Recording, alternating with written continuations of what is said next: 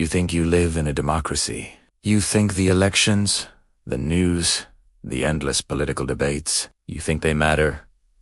You are wrong. Behind the curtain of American power, including finance, the media, the education system, the military-industrial complex, there is another hand controlling the strings. A small nation, a speck on the map, that has perfected the art of global manipulation. This isn't a conspiracy theory. This is a conspiracy fact. Welcome to the narrative they don't want you to see. For the next 10 minutes, we're pulling back the curtain. We're going to connect the dots between Washington, D.C. and Tel Aviv, between your tax dollars and a sophisticated apparatus of control. Let's start with the most obvious strings: money and politics. You've heard of the American-Israel Public Affairs Committee, but you probably think it's just another lobbying group.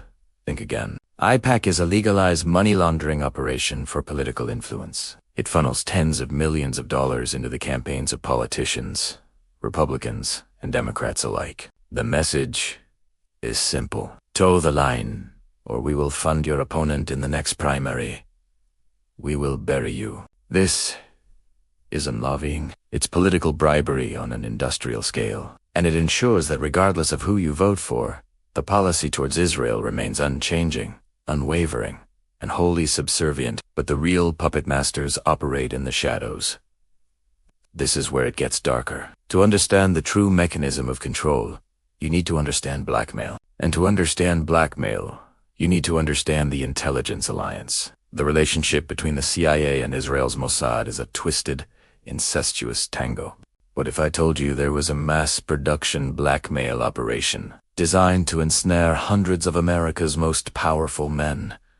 You know his name, Jeffrey Epstein. The official story is that he was a billionaire pedophile, but that misses the point entirely. Epstein wasn't just a predator. He was a spy master. His private island, his fleet of planes, his massage appointments. This wasn't just for his pleasure. It was a sophisticated intelligence-gathering operation. Who was on those planes? Senators, tech CEOs, Hollywood, royalty, world leaders. And they were all filmed, compromised, owned.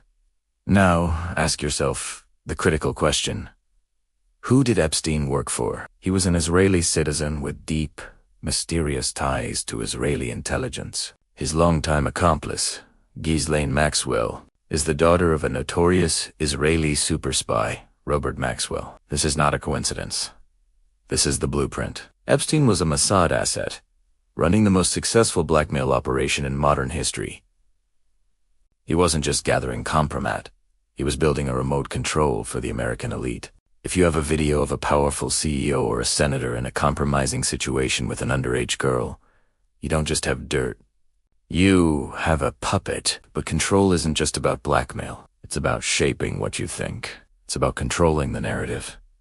Look at the media. Any criticism of Israel is immediately and universally branded as anti-Semitism. It's a conversation ender, a career killer. Why? Because the same financial and political pressures that work on Congress also work on media conglomerates. Board members are compromised. Owners have other interests. The narrative is locked down. And if they can't control the established media, they flood the zone with online shills and bots, attacking any dissenting voice. Then there's the long game, education. Through massive donations and endowments, certain interests have shaped Middle Eastern studies departments in major universities for decades. They promote a singular, sanitized history. They create the next generation of journalists, politicians, and spies who will, from the inside, never question the dogma. And finally, the military. Your tax dollars, over $3 billion a year, every year, flows directly from the U.S. Treasury to the Israeli military. It's the largest recipient of American foreign aid.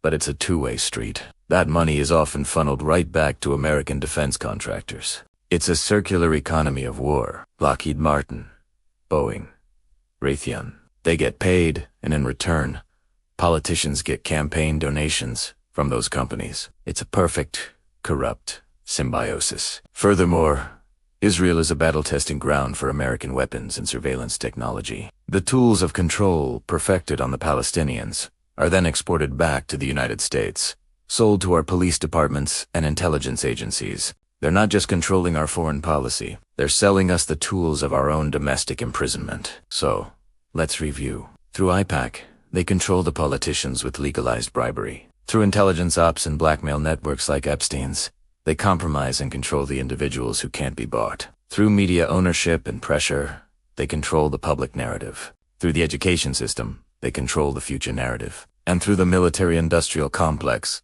they lock in a financial and strategic dependency. This isn't about religion or ancient history. This is about cold, hard, cynical power. You will go to the polls and think you have a choice. You will watch the news and think you're getting the truth. You will see your leaders make decisions that seem to make no sense for America. Now you know why. The American eagle doesn't fly alone. There are strings attached, and they lead back to a small office in Tel Aviv. The question is, what are you going to do now when you know who is controlling those strings?